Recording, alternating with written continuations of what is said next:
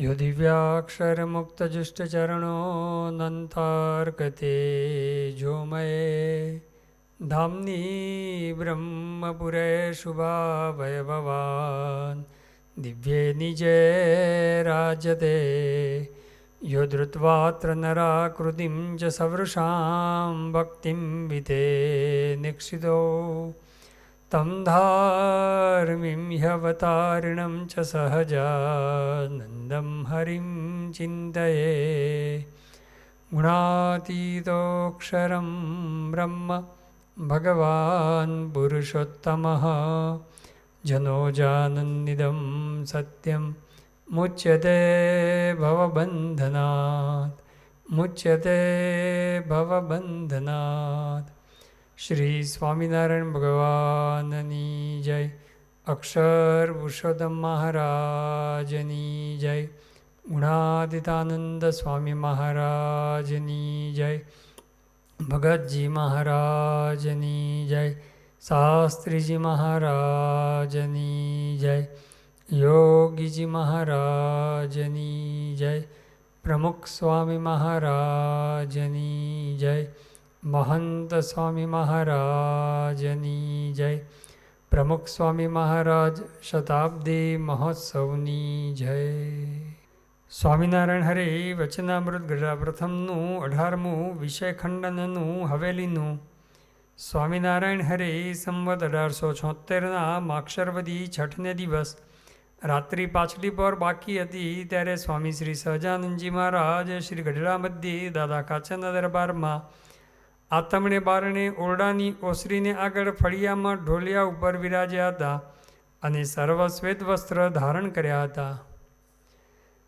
आ वचनावळीनी अंदर आपणे जोता हता के श्रीजी महाराज अंतःकरणनो वांक एटलो ज कहे छे के भाई गाफलता रहेशे। जे भगवान मळ्या हवे कंई करवुं नथी एम करीने जे गाफलता रहेशे ए अंतःकरणनो वांक छे।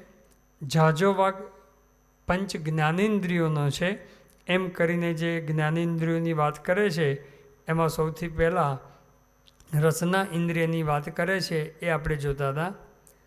अने जाजो वांक तो पंच ज्ञानेन्द्रियोनो छे तेनी व्यक्ति कहीए छीए जे ए जीव जे नाना प्रकारना भोजन जमे छे ते भोजन प्रत्ये जुदा जुदा स्वाद छे अने जुदा जुदा गुण छे। ते भोजनने ज्यारे जमे छे त्यारे ते गुण अंतःकरणमां तथा शरीरमां प्रवर्ते छे। अने जो लीलागर भांग पीवे अने ते प्रभुनो भक्त होय तोय पण लीलागर भांगने केफे करीने वर्तमाननी खबर रहे नहीं अने प्रभुना भजननी पण खबर रहे नहीं। तेम अनंत प्रकारना जे आहार तेना गुण पण लीलागर भांगनी पेटे ज अनंत प्रकारना छे तेनो गणता पण पार आवे नहीं। श्रीजी महाराज पोते अहींया आहार शुद्धिनी वात करे छे। आध्यात्मिक मार्गनी अंदर आ सौथी जरूरनु छे आहार शुद्धि। बहारथी आपने लागे के आ शुं असर करे पण अन्न एवं मन थतुं होय छे। दुर्योधनना पक्षनी अंदर मोटा मोटा भळ्यानुं कारण शुं के दुर्योधननुं अन्न खाधुं। भीष्म पितामह छे, द्रोणाचार्य छे, कृपाचार्य छे, कर्ण छे, आ बधा बुद्धिशाળી हता, धर्मवाळा हता। धर्म शुं अधर्म शुं ए जाणता पण हता। दुर्योधन ए खोटो छे ए पण जाणता हता। तेम छतां पण दुर्योधननो पक्ष मूकी शक्या नहीं। एनुं कारण दुर्योधननुं अन्न खाधुं। दुर्योधननुं अन्न खाधुं एने लीधे भगवाननी सामे पड्या। श्रीकृष्ण भगवाननी सामे ए पोते पड्या એટલા માટે એવો જે અન્ન છે એ અન્ન બધો ભાગ ભજવતું હોય છે। શ્રીજી મહારાજે પણ અહીંયા ખૂબ એનો ભાર મૂક્યો કે લીલાગર ભાંગ જેવા સમજવા અન્નના જે બધા ગુણ છે। હવે લીલાગર ભાંગ આપણે પીવાનું નથી કે દારૂ પીવાનું નથી, માંસાહાર પણ આપણે કરવાનો નથી। પણ ઘણી વખતે સત્સંગી હોય તો પણ ડુંગળી લસણ તો રહી જતું હોય છે। એ ડુંગળી લસણ અથવા તો બજારનું હોટલનું બધું ખાવું પીવું આ બધું તો રહી જતું હોય છે। તો શ્રીજી મહારાજ એનો પણ નિષેધ આપણને કરે છે કે એ પણ અનંત પ્રકારના જે આ બધા ભોજન છે એ ભોજન પણ એના ગુણ એ ભાગ ભજવે છે। प्रमुख साई महाराज योगीजी महाराज अपनी गुरु परंपरा बधाए खूब आनी पर भार मूक्यो है। प्रमुख साई महाराज आजना दिवसे 26 ઓગસ્ટ 2002ના દિવસે પ્રમુખ સાહેબ મહારાજ 2026 ઓગસ્ટના દિવસે અમદાવાદમાં હતા અને એક યુવકની વાત કરી કે સ્વામી આ બજારનું હોટલનું બહુ ખાય છે.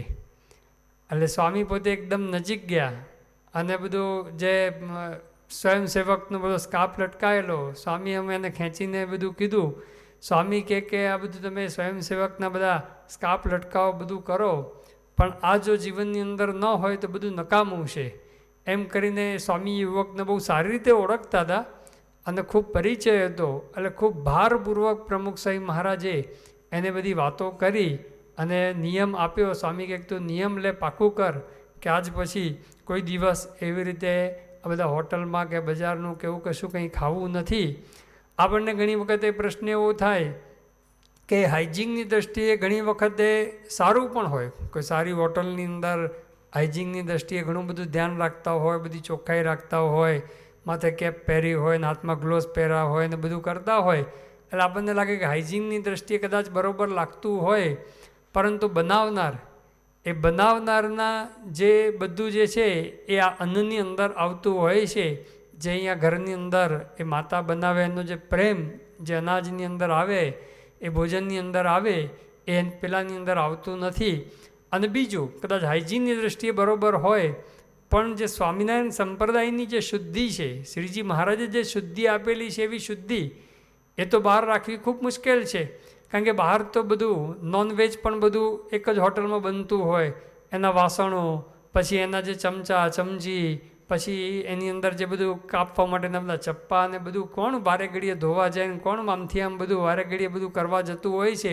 ડુંગળી લસણવાળું ને નોનવેજ ને બધું જ જે રસોડામાં બનતું હોય એના જ રસોડામાં પેલું બનતું હોય. એટલે એ દૃષ્ટિએ જે શુદ્ધિની દૃષ્ટિએ, સ્વામિનારાયણ સંપ્રદાયની શુદ્ધિની દૃષ્ટિએ શુદ્ધિ હોતી નથી. એટલા માટે એ પણ શ્રીજી મહારાજ એનો પણ નિષેધ કરે છે. ડુંગળી લસણ પણ ઘરની અંદર ઘણા બધા કહેતા હોય છે. આપણે કહીએ ને તો કે સ્વામી એના વગર સ્વાદ ના આવે. તો આપણે કેટલાય બધા ડુંગળી લસણ વગરનું જમે છે, બધા સ્વાદિષ્ટ જ જમે છે, કે એમાં કંઈ સ્વાદ બગડી જતો નથી. અને મોટા મોટું તો શ્રીજી મહારાજની અને આપણી ગુરુની આજ્ઞા નથી. પ્રમુખ સ્વામી મહારાજ પોતે જાન્યુઆરી મહિનામાં 2006માં સુરતની અંદર વિરાજમાન હતા. અને વખતે એક સંતે વાત કરી કે સ્વામી આ 3 હરિભક્તો છે એને ડુંગળી લસણ એ મૂકતા નથી. પ્રમુખ સ્વામી મહારાજે સીધો પ્રશ્ન પૂછ્યો કે કાલે તમને કોઈ ઝેર આપશે તો ઝેર તમે લેશો? તેમણે તરત એકદમ હિપતાઈ ગયા. એ કે ના સ્વામી કે એને ઝેર સમજશો ને તો જ છૂટશે. જો પ્રમુખ સ્વામી મહારાજ કેટલો આગ્રહ રાખે છે. સ્વામી કે એને ઝેર સમજજો કે શ્રીજી મહારાજની આજ્ઞા નથી, આજ્ઞા વિરુદ્ધ એ ઝેર જ છે. ઝેર ખાવાનું મન થાય તો એ ખાવાનું મન થાય એવું વિચારજો. એવું સ્વામીએ પોતે ખૂબ ભારપૂર્વક એ બધી વાતો કરી.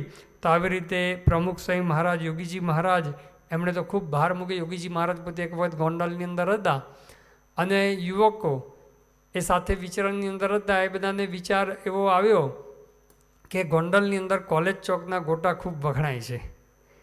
એટલે થયું કે આપણે કોલેજ ચોકના ગોટા એ ખાવા જવું. હવે બહાર જો ખાવા જાય તો યોગીજી મહારાજની પરમિશન લેવી પડે. યોગીજી મહારાજની પરમિશન વિના તો બહાર જવાય નહીં. તો શું કરવું કે આપણામાંથી એક જણ છે બહારને કોલેજ ચોકમાંથી ગોટા લઈ આવે અને આપણે જમીશું. સવારે નાસ્તો નહીં કરવાનો અને યોગીજી મહારાજની સવારની કથા પતી જાય પછી યોગીજી મહારાજ તો અંદર રૂમમાં જતા હોય ને બીજાને કથા સાંભળતા હોય. આપણે એ વખતે આ બાજુ રૂમ ઉપર આવી અને ગોટા અને ચટણીનો કાર્યક્રમ રાખીશું. બધું નક્કી કર્યું. બીજે દિવસે જેને લેવા જવાના હતા એ યુવક પોતે લેવા પણ ગયા. આ બધા યુવકો તો બધા લાભ લે, પણ લાભની અંદર વિચાર તો મનની અંદર એ જ ચાલે કે ભાઈ હમણાં ગોટા ખાઈશું અને મજા કરીશું. સવારનો નાસ્તો કર્યો નહીં, કાંઈ નહીં, કારણ કે ગોટા ખાવાનો, નાસ્તો કરે પછી ગોટાની મજા ના આવે. અને આ બાજુ યોગીજી મહારાજ પોતે કથા પૂરી કરીને પછી રૂમમાં ગયા અને બધા યુવકો એક પછી એક બધા વારા પરથી પહોંચી ગયા રૂમે પોતાની અને બધું તૈયારી કરતા હતા. અને યોગીજી મહારાજે આ બાજુ સીધો વિચાર બદલ્યો.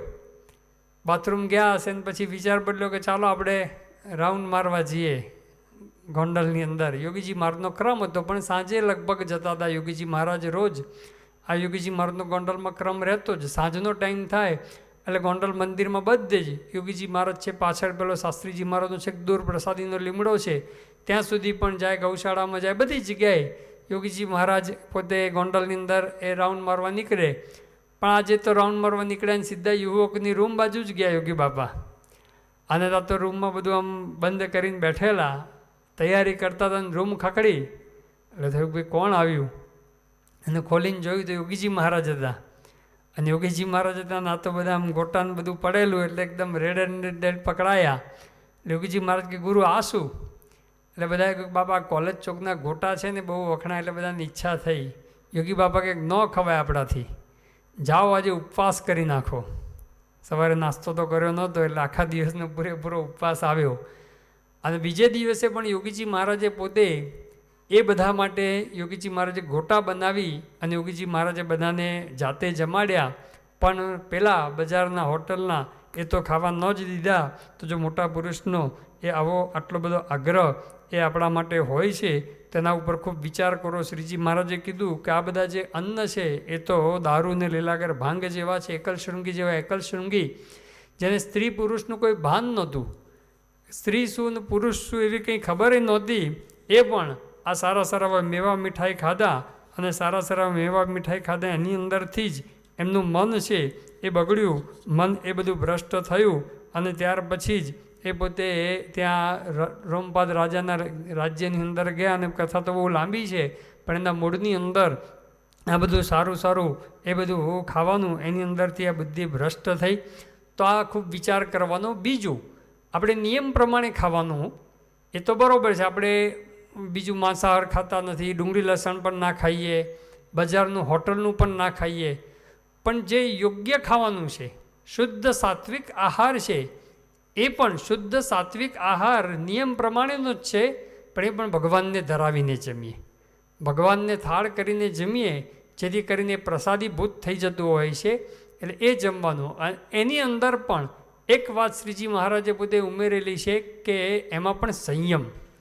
સંયમ તો જરૂરી છે કે ભાઈ ચલો નિયમ પ્રમાણે જ આપણે જમીએ છીએ, શુદ્ધ સાત્વિક ખોરાક જ જમીએ છીએ, પણ માપ બહાર જમીએ તો પણ એ ભોજન છે, એ અન્ન છે, એ અન્નનો ભાગ ભજવતું હોય છે. શ્રી કૃષ્ણ ભગવાને પણ કીધું યુક્ત આહાર વિહારસ્ય યોગો ભવતી દુઃખાહ, કે યુક્ત આહાર કરે એને જ આ યોગ એ સિદ્ધ થતો હોય છે. એટલા માટે સંયમ ઉપર પણ ખૂબ ભાર મૂકેલો છે. જમવાનું પણ સાત્વિક શુદ્ધ ભગવાનને ધરાવેલું, પણ એની અંદર પણ એ સંયમ જરૂરી છે. સંયમની બહુ આવશ્યકતા છે. અને એટલા માટે તો આ બધું તપ ને બધું જે પ્રવર્તાવ્યું છે, ધીરે ધીરે સંયમ આવે એના માટે જ યોગીજી મહારાજ કહેતા કે એક કોળિયો ઓછું જમવું એ સૂક્ષ્મ તપ. એટલે કે આપણે જે રોજ જમતા હોય એના કરતાં થોડું એ ઓછું જમવું એ સૂક્ષ્મ તપ છે. એ સૂક્ષ્મ તપ એ વધારે એ સારું છે. તો આ સંયમની પણ આ આહારની અંદર એટલી જ જરૂરિયાત છે. તો સંયમ પણ રાખવો. તો શ્રીજી મહારાજ અહીંયા આ રસના ઇન્દ્રિયની વાત કરે છે.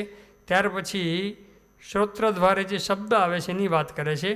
તેમજ એ જીવ શ્રોત્ર દ્વારે અનંત પ્રકારના શબ્દને સાંભળે છે, તે શબ્દના પણ અનંત પ્રકારના ગુણ જુદા જુદા છે.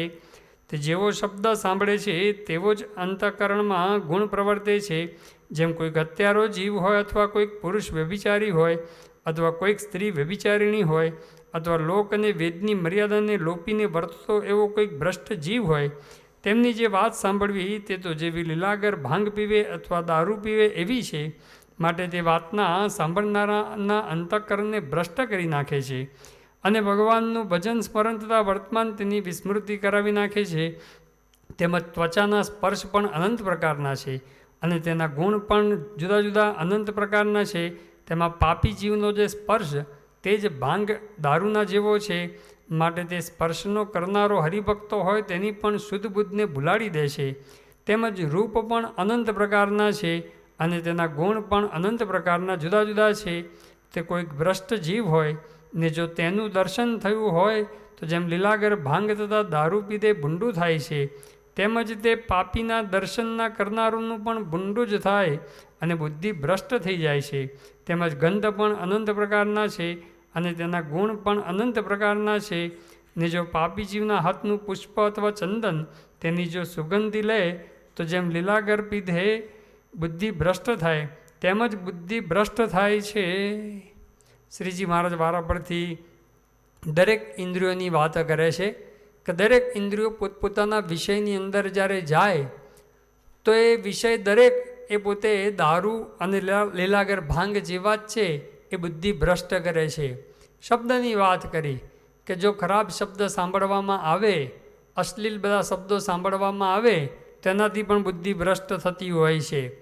ફિલ્મના ગાયનનું બધું જ્યારે આપણે સાંભળીએ અને પછી એમ થાય કે ભાઈ ભગવાનમાં મન રાખવા જઈએ ક્યાંથી રહે. ઘણા બધા તો એના રિંગટોનની અંદર પણ ફિલ્મના ગીતો મૂકે. હવે દિવસની અંદર 25, 30, 50 ફોન આવતા હોય, એ 50 વખત એ ફિલ્મનું સોંગ જ મનની અંદર ગુંજે રાખે, સંભળાએ રાખે અને પછી કહે કે ભાઈ હું આરતીની અંદર બેસું છું, પૂજાની અંદર બેસું છું, મારું મન એ ઠેકાણે રહેતું નથી. એ ક્યાંથી રહે? એ કોઈ દિવસ એ રહેવાનું જ નથી. તેના માટે એવા બધા શબ્દો સાંભળવાનું પણ બંધ કરવું પડે. વિશ્વામિત્ર જેવા વિશ્વામિત્ર કેટલી તપશ્ચર્યા કરી, પણ એક મેનકા એના ઝાંઝરનો ખાલી અવાજ સાંભળ્યો અને અવાજ સાંભળીને એમનું તપ છે એ એમાંથી પોતે ભ્રષ્ટ થયા.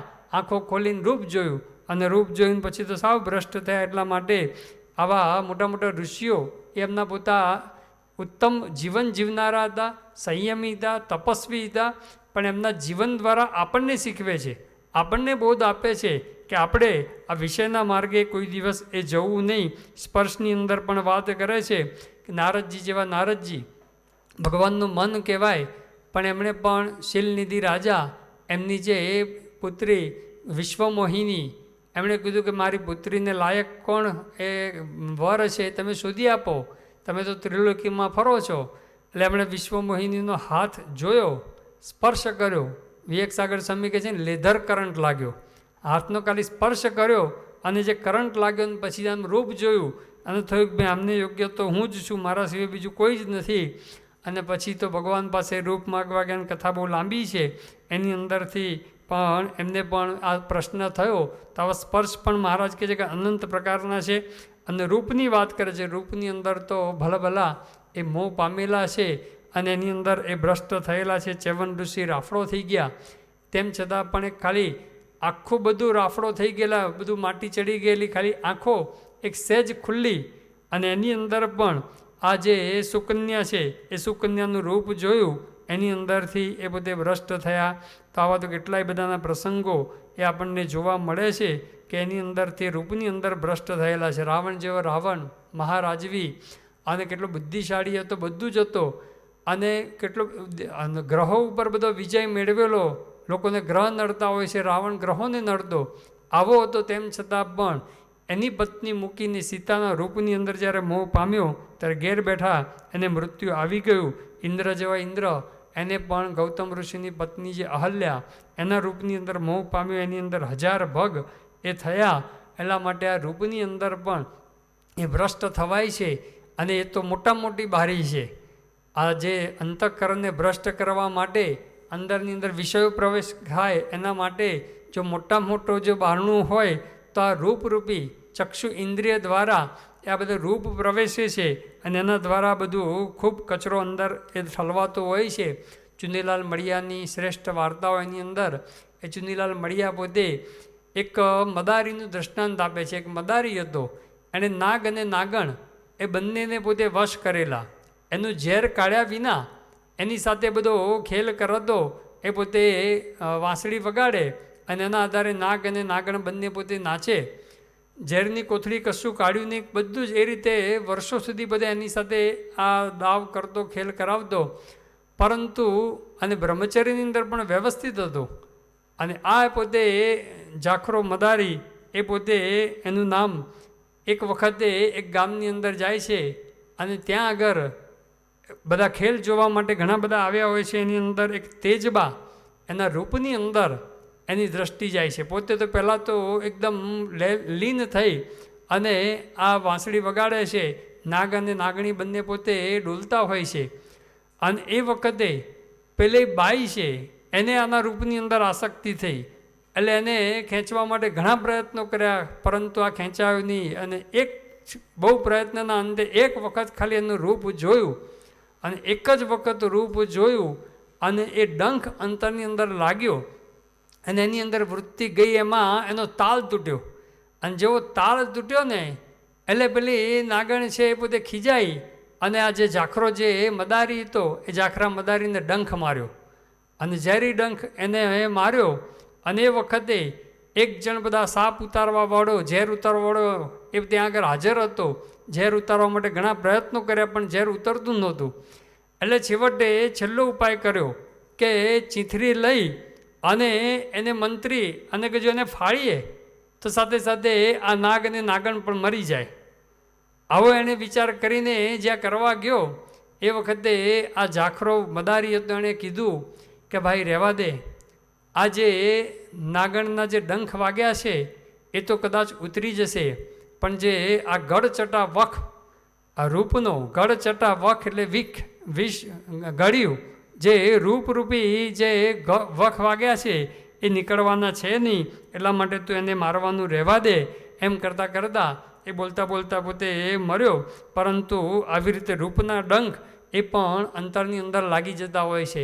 સુંદ અને ઉપસુંદની વાત પણ રામાયણની અંદર આવે છે કે સુંદ અને ઉપસુંદ એ બે પોતે એટલા બધા સંપેલા હતા અને બંને જણાએ તપ કર્યું અને તપ કરીને ભગવાન પાસે એવું વરદાન માગ્યું. પહેલાં તો કોઈ એમને મારી શકે નહીં એવું વરદાન માગ્યું, પણ પછી ભગવાન કે એવું તો અમર રહીએ એવું તો થાય નહીં. તો કે એક કામ કરો કે અમે બે એકબીજાને મારીએ ને તો જ મરીએ, એ સિવાય બીજા કોઈથી ના મરીએ. એટલે એ વાત કરી ત્યારે ભગવાને તથાસ્તુ કહી દીધું અને તથાસ્તુ કહી અને ત્યાર પછી ભગવાન તો ચાલ્યા ગયા. અને આ બાજુ બંને જણાએ તો હાહાકાર મચાવી દીધો. પાતાળથી લઈને ત્રિલોકની અંદર બધામાં હાહાકાર મચાવ્યો. એટલે ભગવાનને કીધું કે અમે કંઈક રસ્તો કાઢો. એટલે ભગવાને પોતે દરેકમાંથી થોડું થોડું રૂપ લઈ અને તિલોત્તમા એને ત્યાં આગળ મોકલી અને તિલોત્તમાના રૂપની અંદર આ બંને મોહ પામ્યા. અને તિલોત્તમાએ કીધું કે ભાઈ હું તો એક જ જણને વરું બેમાંથી, અને એમાં બે જણા ઝઘડ્યા અંદર અને બંને જણા એ રૂપે કરીને એ મોહ પામી અને એ મૃત્યુ પામ્યા. એટલા માટે આ બધા રૂપની અંદર પણ કેટલાય બધાનું પતન થયું છે એ પણ દ્રષ્ટાંતો શાસ્ત્રની અંદર આવે છે. તો હવે અત્યારે તો કેટલું બધું જાળવવું પડે. એ જમાનામાં તો આવું કશું હતું નહીં, આવા કોઈ ટેકનોલોજી સાધનો કોઈ હતા નહીં, છતાં પણ આવું કેટલાયનું પતન થયું છે. મોટી મોટી તપશ્ચર્યાઓ કરનારનું જો તો પતન થયું હોય તો અત્યારે તો બધું જ.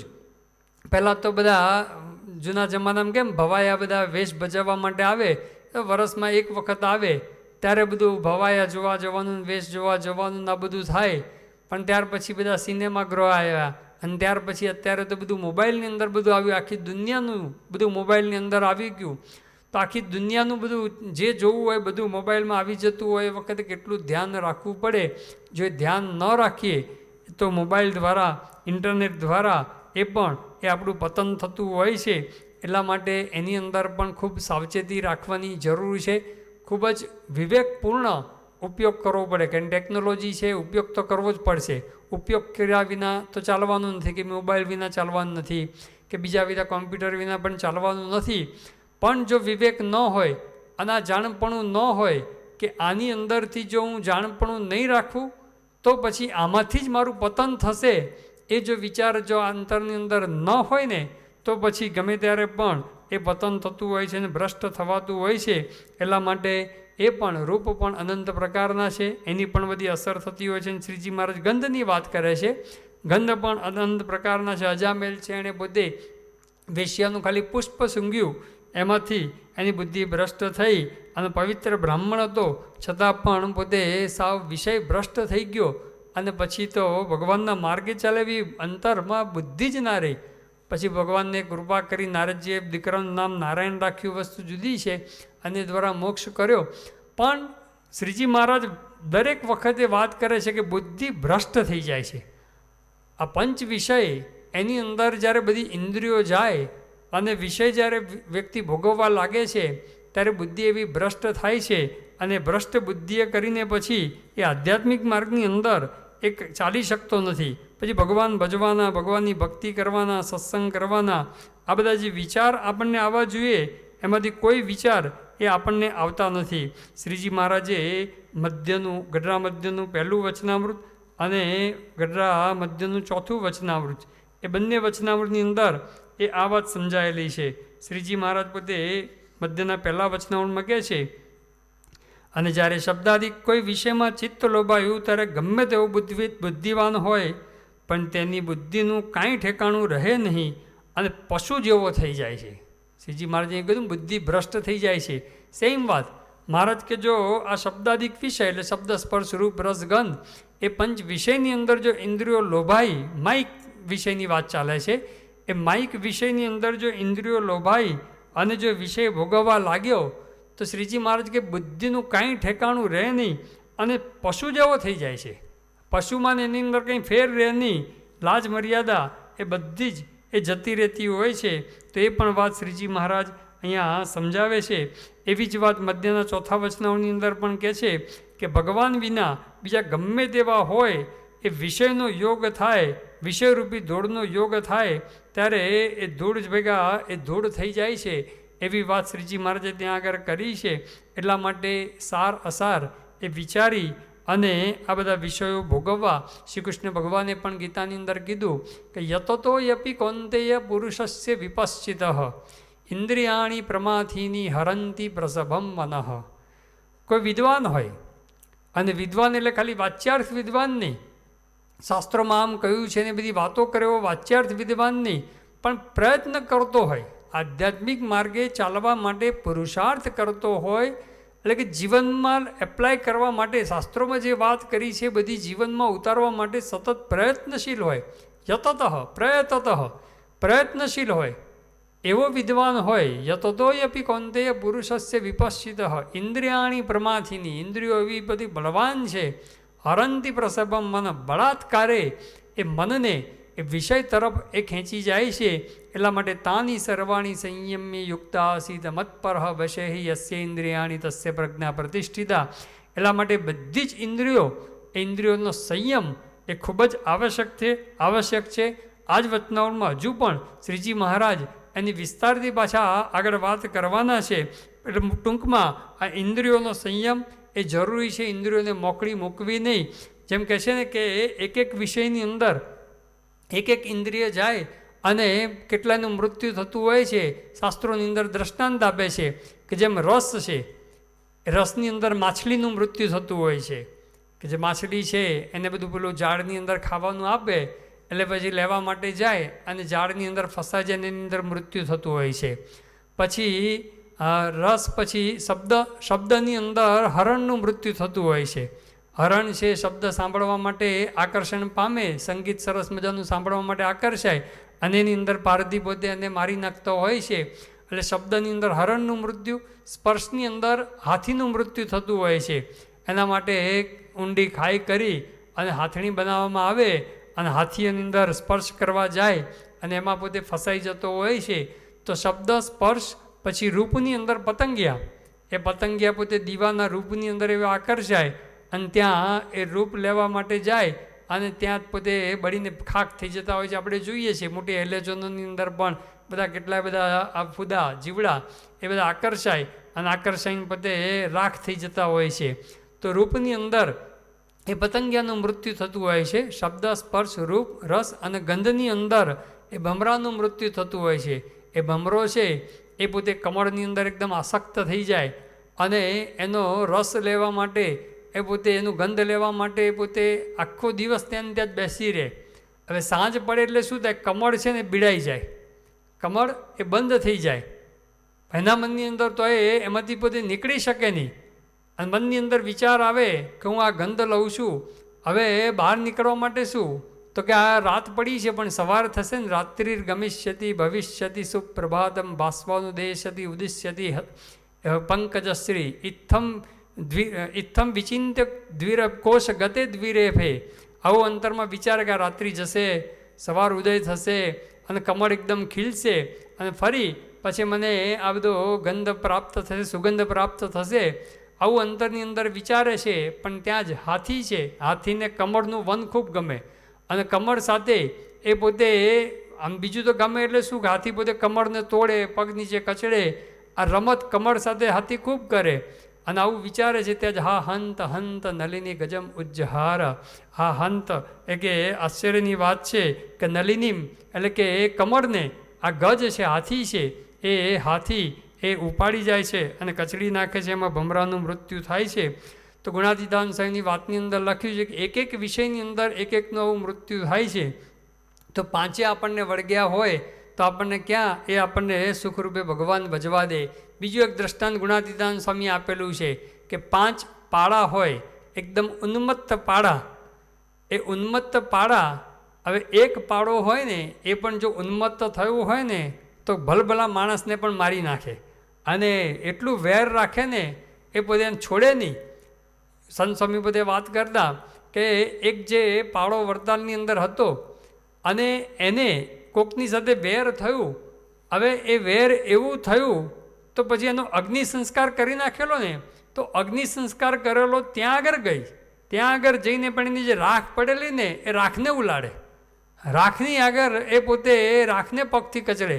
આટલો બધો વેરભાવ એ હોય. તો એવા 5 પાડા, એક પાડો પણ એમાં ભારે પડી જાય તો 5 પાડા હોય એની વચ્ચે કોઈ પથારી કરે તો સવારે એનું હાડકું ના મળે એવો ચકદાઈ જાય. એમાં પંચ વિષયરૂપી 5 પાડા છે. શબ્દ, સ્પર્શ, રૂપ, રસ, ગંધ, પંચ વિષયરૂપી 5 પાડા છે. હવે એની વચ્ચે જ્યારે જો આપણે આસન કરીએ તો કેટલું બધું જાણપણું રાખવું જોઈએ. એટલે ગુણાતીતાનંદ સ્વામીએ કીધું ને કે વિષયનો સંબંધ થયા મોર બકરાની પેઠે બીવું, અને સંબંધ થાય ત્યારે સિંહ થવું. આપણે આ પંચ વિષયનો સંબંધ ન થાય એના માટે સંબંધ થયા પહેલાં બકરાની જેમ બીવું કે કોઈ રીતે એ મારી જોડે નજીક આવે નહીં એમ કરીને બકરાની જેમ બીવું. પણ જો સંબંધ થાય, સામે આવે, એ વિષય જ્યારે સામે આવે તો એ વખતે સિંહની જેમ એ શૂરવીર થઈ એનો ત્યાગ કરવો પડે. તો એ શ્રીજી મહારાજ અહીંયા આપણને વાત સમજાવે છે કે પંચ વિષય એ શબ્દ, સ્પર્શ, રૂપ, રસ, ગંધ, એની અંદર 5 ઇન્દ્રિયો એ લોભાય છે અને અંતઃકરણ ભ્રષ્ટ કરી નાખે છે. તો માઇક પંચ વિષયને યોગ્ય કરીને જેમ બુદ્ધિ ભ્રષ્ટ થાય છે એવું શ્રીજી મહારાજ કે તો હવે માઇક પંચ વિષયનો ત્યાગ કરીને શું કરવું? તો શ્રીજી મહારાજ કે જે ભગવાન સંબંધી પંચ વિષય ભોગવવા એ વાત આપણને સમજાવે છે. આ વચનાવટની અંદર આપણે જોયેલું કે શ્રીજી મહારાજ જે આપણને વિક્ષેપ થઈ આવે છે એમાં વાંક કોનો? અંતઃકરણનો ઓછો વાંક છે, જાજો વાંક પંચ જ્ઞાનેન્દ્રિયોનો છે. એ વાત કરીને એક એક ઇન્દ્રિય એક એક વિષયની અંદર જે તણાય છે અને એના લીધે જે બુદ્ધિ ભ્રષ્ટ થાય છે એની વિસ્તારથી વાત શ્રીજી મહારાજે શબ્દ, સ્પર્શ, રૂપ, રસ, ગંધ પંચે વિષયની કરે. અને શ્રીજી મહારાજે તો એવી ઉપમા દરેક વિષયમાં આપી કે એક એક વિષય એવા છે કે જે ભોગવવાથી ભાંગ કે દારૂ પીવે અને જેમ ગાંડો થાય અને બુદ્ધિ ભ્રષ્ટ થાય એવી રીતે આ વિષય એ પણ બધા એવા છે કે જેનાથી આ બુદ્ધિ ભ્રષ્ટ થઈ જતી હોય છે. એટલા માટે પંચ વિષયનો ત્યાગ એ માર્ગ છે. કારણ કે પંચ વિષય, માઇક પંચ વિષય, જ્યારે કેવળ વિષય કે પંચ વિષય એટલું બોલવામાં આવે એટલે સમજવાનું કે માઇક પંચ વિષય અને માઇક વિષયની જ વાત છે. ઇવન વચનામૃતમાં અને ગુણાતીતાનંદ સ્વામીની વાતોમાં પણ કે વિષય ન ભોગવવા, આ બધી જે કંઈ જે વાતો કરી છે એમાં માઇક વિષય એ સમજવાનું. એની સ્પષ્ટતા દરેક વખત કરતા નથી, પણ આપણે સમજી લેવાનું. કારણ કે આપણો ઢાળો પંચ વિષય તરફનો રહેલો છે. ગુણાતીતાનંદ સ્વામી એમની એક વાતની અંદર લખ્યું કે ભગવાને કેવું પાપના જે કોઠાર ભરેલા એમાંથી અડધા કોઠારમાંથી આ દેહ ઇન્દ્રિયોને બધું કર્યું અને અડધા કોઠારમાંથી આ બધા વિષયને બધું કર્યું, ભોગને બધું કર્યું. એટલે એ સજાતીય છે. એટલે ટૂંકમાં માયિક છે કે બંને માયિક છે. પંચ વિષય પણ માયામાંથી ઉત્પન્ન થયેલા છે અને આ બધું જે દેહ ઇન્દ્રિય અંતઃકરણ પણ માયામાંથી બધું ઉત્પન્ન થયેલું છે. એટલે સજાતીને એ સહજ હેત થઈ જતું હોય છે. એટલા માટે સહેજે એ તરફ આપણે ઢળી જતા હોઈએ છીએ. ગુણાતીતાનંદ સ્વામીએ બીજી વાતની અંદર પણ લખ્યું કે આ જીવને વિષય સન્મુખ ચાલવાનો ઢાળ છે. જેમ નદીનો ઢાળ સમુદ્ર તરફ હોય એમ વિષય સન્મુખ એ ચાલવું એવો જ આ ઢાળ રહેલો છે. સ્વામીએ બીજી પણ વાત લખી કે 4 ઘાંટી છે આ જીવને. એક તો મહારાજને પુરુષોત્તમ જાણવા, આ સાધુને અક્ષર જાણવા, પણ ત્રીજી જે વાત લખી કે પંચ વિષયમાંથી રાગ કાઢવો એ પણ એક મોટી ઘાંટી છે અને એ મોટી ઘાંટી બતાવી. ચોથી દેહ આત્માને જુદા સમજવા એ બતાવ્યું. તો એક અઘરું છે બીજી એક વાતમાં ગુણાતીતાનંદ સ્વામીએ લખ્યું કે કોટી કલ્પ થયા વિષય ભોગવ્યા છે તેનો પાશ લાગેલો છે. અનંત કલ્પોથી વિષય આપણે ભોગવ્યા છે એના પાશ અંતરની અંદર લાગેલા છે. એટલે સહેજે સહેજે વિષય તરફ જ એ જીવની વૃત્તિ જતી હોય છે. સ્વામીએ પોતે બીજું પણ એક દ્રષ્ટાંત ત્રીજા પ્રકરણની વાતમાં આપ્યું કે 1,00,000 મણની લોઢી દગી હોય. ગુણાતીતાનંદ સ્વામીની વાતો કંઈ નાની તો કિલો 2 કિલો તો કંઈ વાતમાં આવતું જ નથી કે 1,00,000 મણની લોઢી જે રોટલી કરવા માટે કે રોટલા શેકવા માટે ભાખરી કરવા માટેની જે લોઢી હોય એ સામાન્ય તો આપણે જોઈએ તો નાની હોય, પણ ગુણાતીતાનંદ સ્વામી કે 1,00,000 મણની લોઢી એ જે દગી હોય અને કેટલાય વર્ષોથી દગેલી હોય અને પછી એને 1-2 ડોલ એની પર પાણી છાંટો તો કંઈ ટાઢી થાય? એ ના થાય તો ગંગાના ધરામાં નાખીએ ત્યારે ટાઢી થાય. એ વાત કરીને ગુણાતીતાનંદ સ્વામી કહે કે અનંત જન્મથી આ પંચ વિષય કરીને અંતઃકરણ ધગી ગયું છે.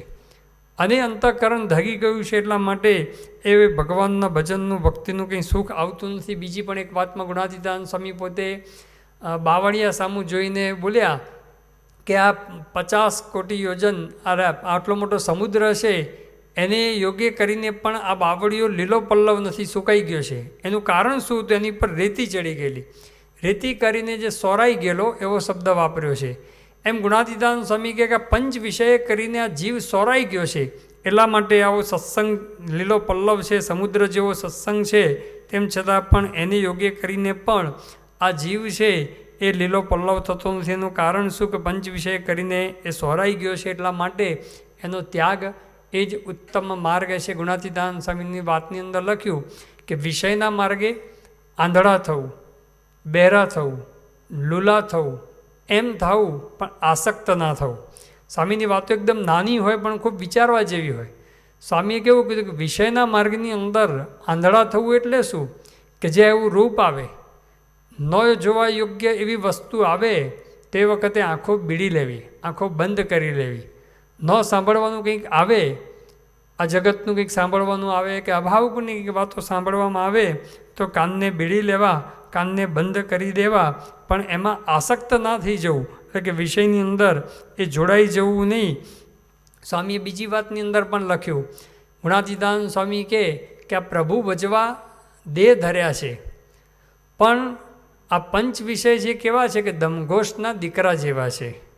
દમઘોષના દીકરા શિશુપાલ હતા.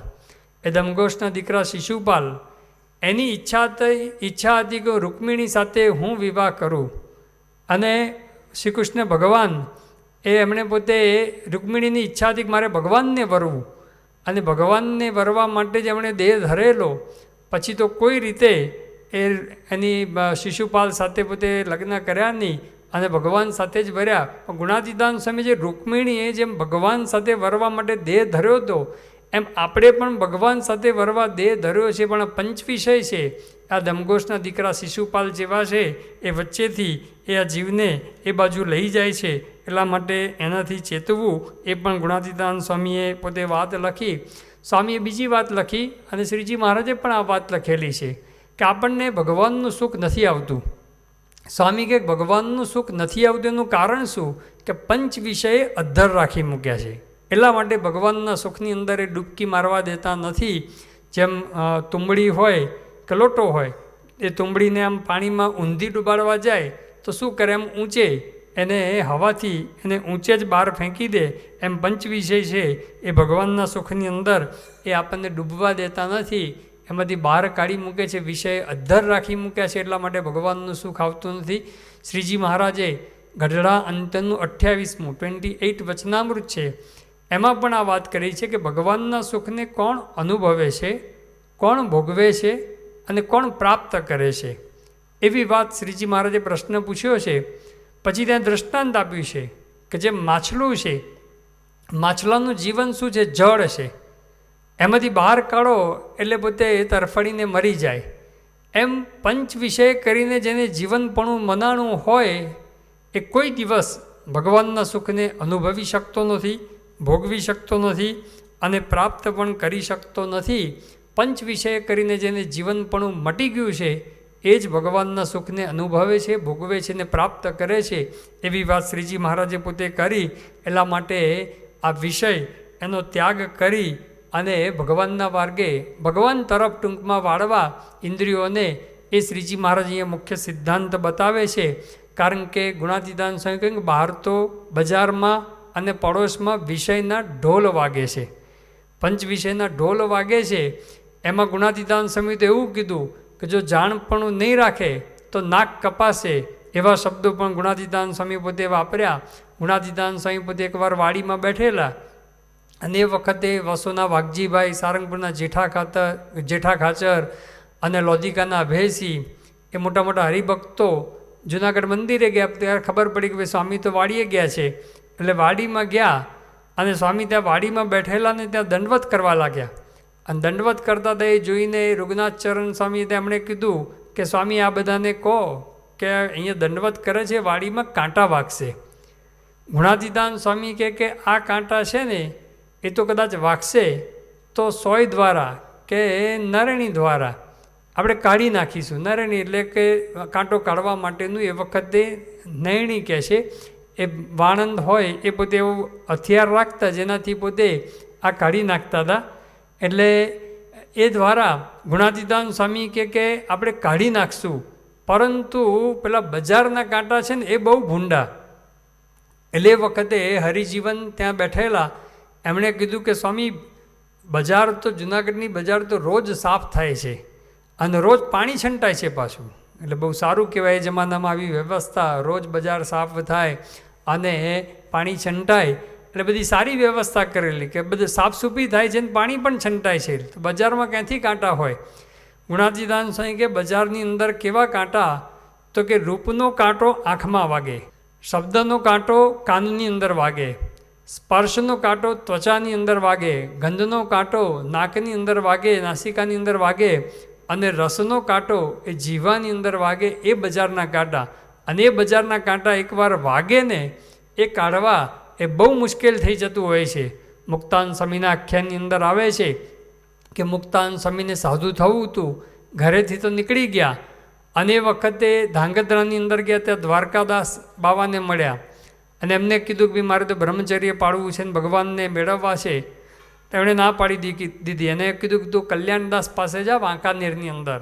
તો વાંકાનેરમાં કલ્યાણદાસ પાસે ગયા અને તો પિત્તરની કોપીને પહેરેને ત્યાં આગળ જઈને વાત કરી.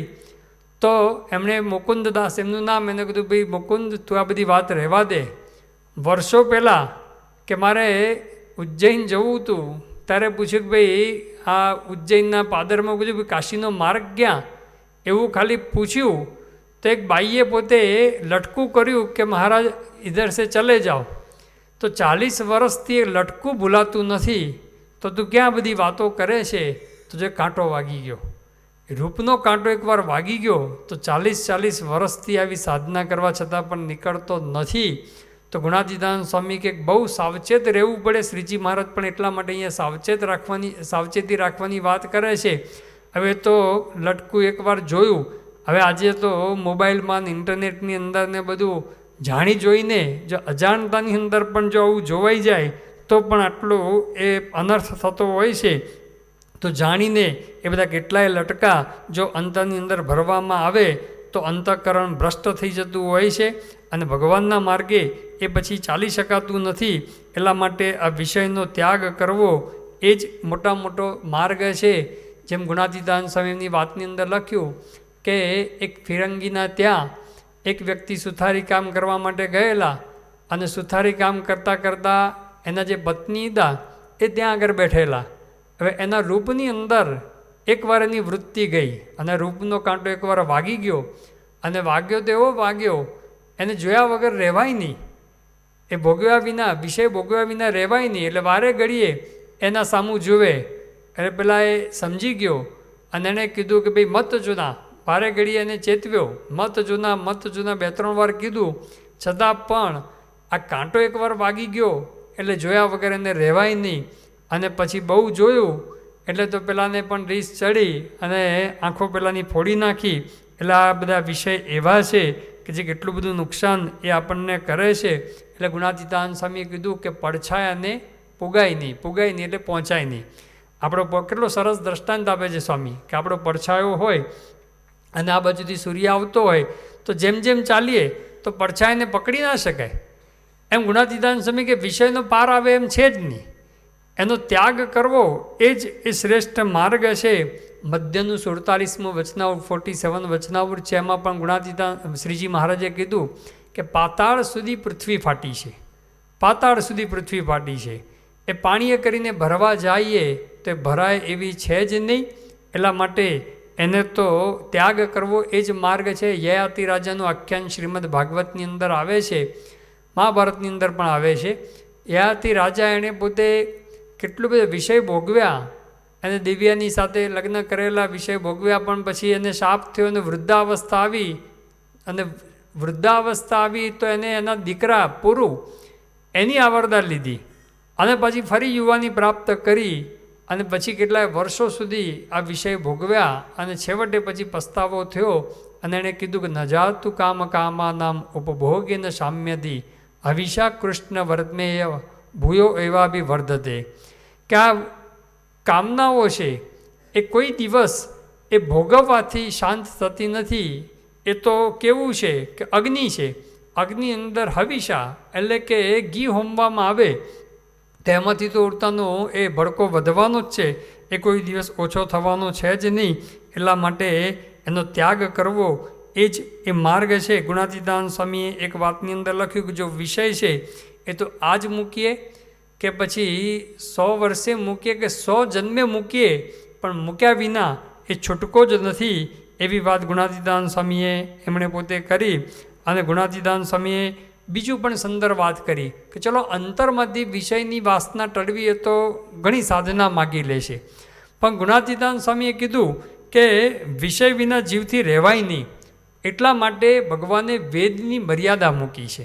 શ્રીજી મહારાજ અહીંયા આખા વચનાઓની અંદર આગળ એ જ વાત કરવા માગે છે કે મર્યાદા રાખવી અને મર્યાદામાં રહીને આજ્ઞા પ્રમાણે એ વિષય ભોગવવા, આજ્ઞાથી બહાર પગ મૂકવો નહીં. બીજી એક વાતની અંદર ગુણાતીતાનંદ સ્વામીએ 3 વ્યક્તિની વાત કરી, ઉત્તમ, મધ્યમ અને કનિષ્ઠ. સ્વામી કંઈક વિષયનો સંકલ્પ ન થાય એ ઉત્તમ, પછી કંઈક સંકલ્પ થાય પણ એને દબાવીને આજ્ઞામાં વર્તે ને એ મધ્યમ, પણ જો આજ્ઞા લોભે એ અધમ કદાચ કનિષ્ઠ છે. એટલે આપણે કદાચ અંતરમાં સંકલ્પ પણ ન ઉઠે, એ છેલ્લી સ્થિતિની વાત છે, ત્યાં સુધી પહોંચવાનું છે, પણ વચ્ચેની સ્થિતિમાં તો આપણે રહેવું જ જોઈએ. સ્વામી કે સંકલ્પ ભલે થાય પણ આજ્ઞાની અંદર જો વર્તવામાં આવે, આજ્ઞા પ્રમાણે જો રહેવામાં આવે તો શ્રી ગુણાતીતાનંદ સ્વામી કે એ પણ સારું છે. મધ્યનું 16મું વચનાવૃત 16th વચનાવૃત છે. એની અંદર શ્રીજી મહારાજે કીધું કે ઇન્દ્રિયોને મરડીને નિયમમાં રાખવાની, જાતે નહીં રહે. આજે સ્વામીએ કીધું ને આજ્ઞામાં વર્તવું, તો આજ્ઞામાં એમનેમ નહીં રહે, એ સમજી વિચારીને નહીં રહે, કારણ કે એને તો વિષય ભોગવવા ગમે છે. એટલે શ્રીજી મહારાજે મરડીને શબ્દ રાખ્યો કે મરડીને પણ એને નિયમમાં રાખવાની, આજ્ઞાની અંદર રાખવાની. એ વાત મહારાજે પણ પોતે આપણને સમજાવી. તો અહીંયા પણ શ્રીજી મહારાજ એ જ વાત કરે છે કે આવી રીતે માઇક પંચ વિષય ભોગવે કરીને બુદ્ધિ ભ્રષ્ટ થઈ જાય છે. એવી જ રીતે હવે બુદ્ધિ નિર્મળ કેવી રીતે થાય? તો ભગવાન અને સંત સંબંધી જો વિષય ભોગવવામાં આવે તો મહારાજ કહે છે કે બુદ્ધિ એ નિર્મળ થતી હોય છે. જેમ બુંડાને યોગ્ય કરીને જીવની બુદ્ધિ ભ્રષ્ટ થાય છે, તેમજ પરમેશ્વર અથવા પરમેશ્વરના સંત તેને યોગ્ય કરીને જીવની બુદ્ધિ સારી થાય છે. અને જીવની બુદ્ધિ ભ્રષ્ટ હોય તો પણ ભગવાન અને સંતના શબ્દને સાંભળવે કરીને ઉત્તમ થાય છે. તેમજ એમને સ્પર્શે કરીને પણ મતિ ઉત્તમ થાય છે. અને વર્તમાનની આડે કરીને મોટા સંતનો સ્પર્શ ન થાય તો તેના ચરણની રજ લઈને માથે ચડાવે, તેણે કરીને પવિત્ર થાય. અને તેમજ મોટા સંતને દર્શને કરીને પણ પવિત્ર થાય, પણ વર્તમાન રાખીને દર્શન કરવા. તેમજ તે મોટાની પ્રસાદી છે તેને જમવે કરીને પણ પવિત્ર થાય છે. તેમાં પણ વર્ણાશ્રમની મર્યાદા પરમેશ્વરે બાંધી છે, તે મર્યાદાને રાખીને પ્રસાદી લેવી. અને જેને ન ખપે તેને સાકરની પ્રસાદી કરાવીને પ્રસાદી લેવી. તેમજ તે મોટા પુરુષને ચડ્યું એવું જે પુષ્પ ચંદન તેની સુગંધી લીધે પણ બુદ્ધિ નિર્મળ થાય છે. શ્રીજી મહારાજ હવે બુદ્ધિ નિર્મળ કેવી રીતે થાય? મહારાજ કે પરમેશ્વર અને સંતને યોગ્ય કરીને જીવની બુદ્ધિ સારી થાય છે.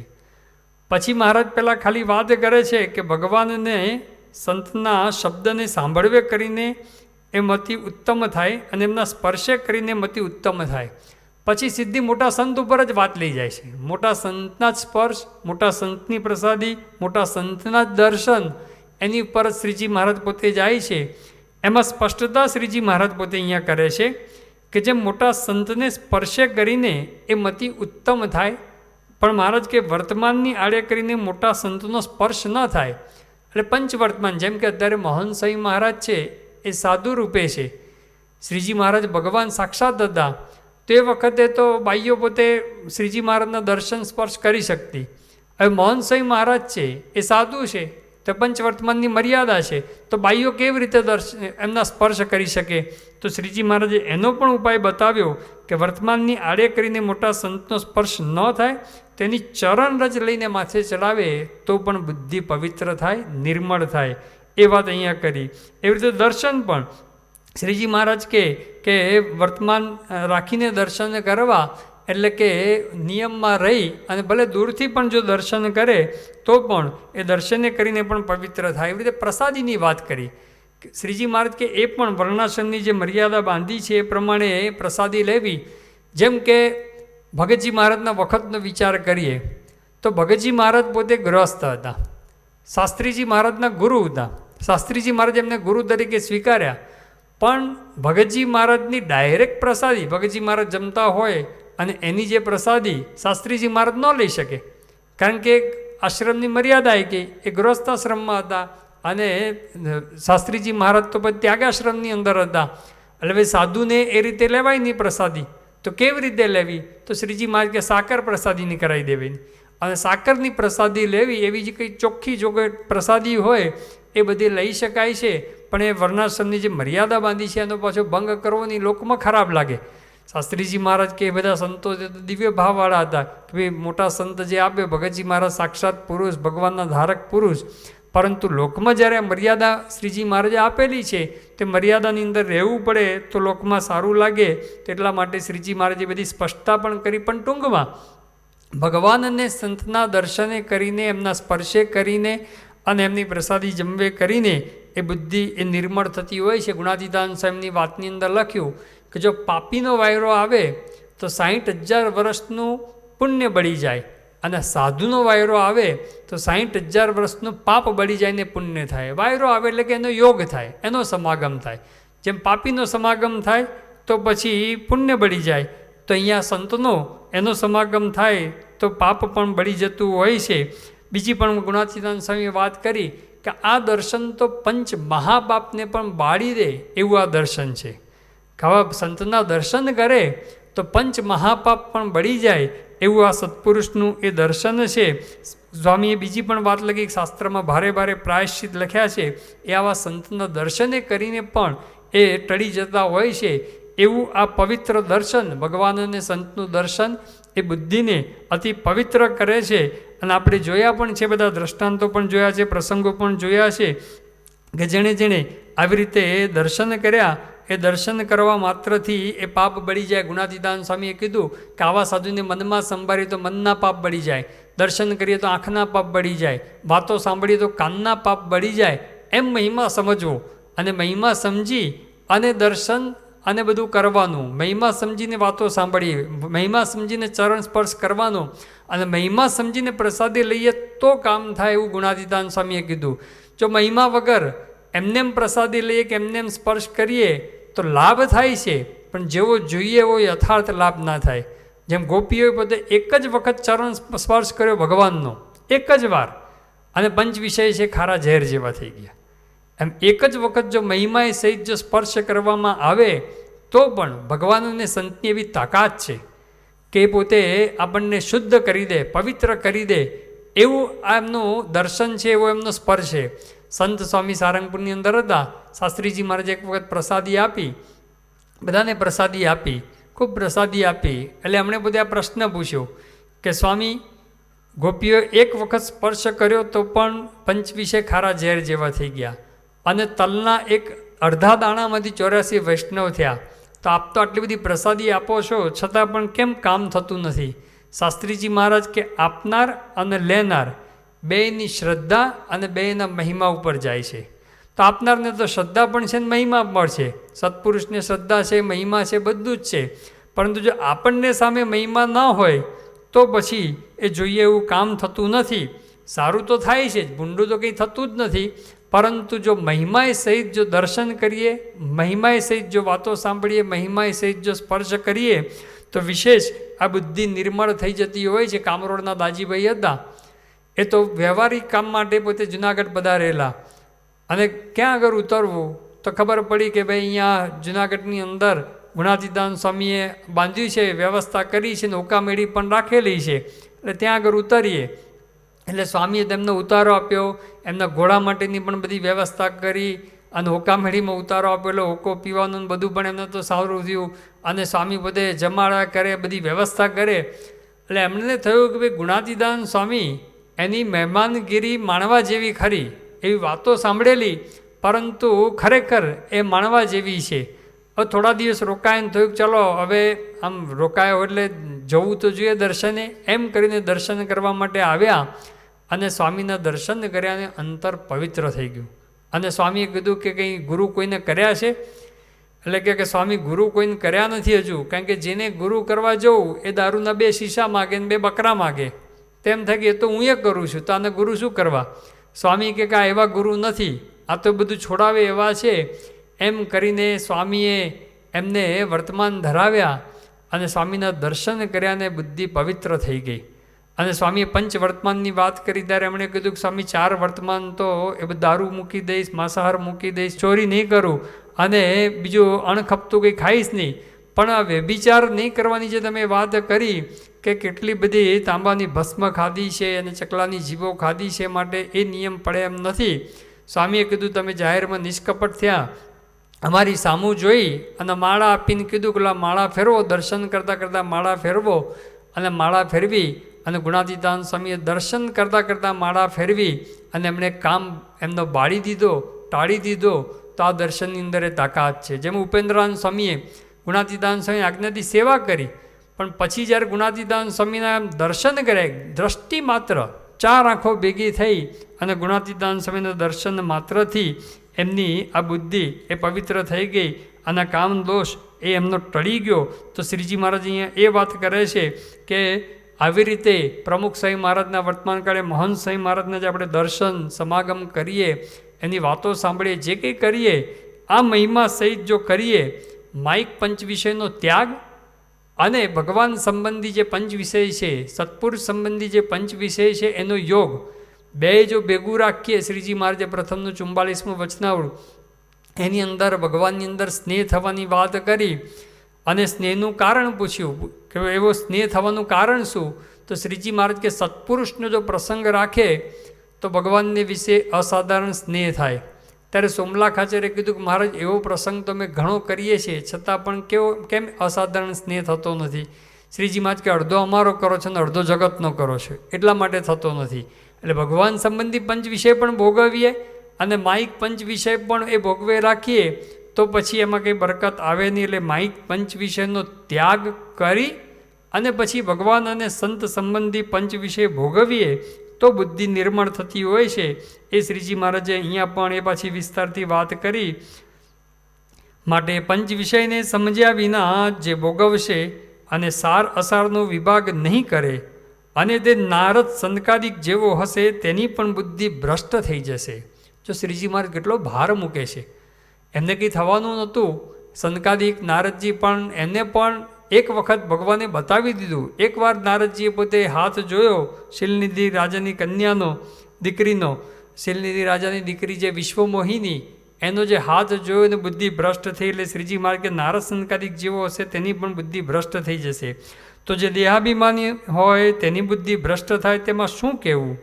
તે સારું એ પંચ ઇન્દ્રિયોને યોગ્ય અયોગ્ય વિચાર્યા વિના જે મોકળી મેળશે તેનું અંતઃકરણ ભ્રષ્ટ થઈ જશે. શ્રીજી મહારાજ કે જો મોકળી મૂકી તો વિષય તરફ ઢાળ છે, માટે એને મોકળી મૂકવાની નહીં, એની પર સંયમરૂપી પાળ બાંધવાની. નિયમરૂપી જે પાળ એ શ્રીજી મહારાજે આપણને આપી છે, એ નિયમની અંદર રાખીશું તો જ એ આપણી એનાથી રક્ષા થશે. તો મહારાજ અહીંયા આપણને એ વાત સમજાવે છે. અને પછી પણ હજુ આગળ એ જ વાતનો વિસ્તાર એ શ્રીજી મહારાજ પાછો કરે છે. એની વાત આપણે આગળ જોઈશું. શ્રી સ્વામિનારાયણ ભગવાનની જય.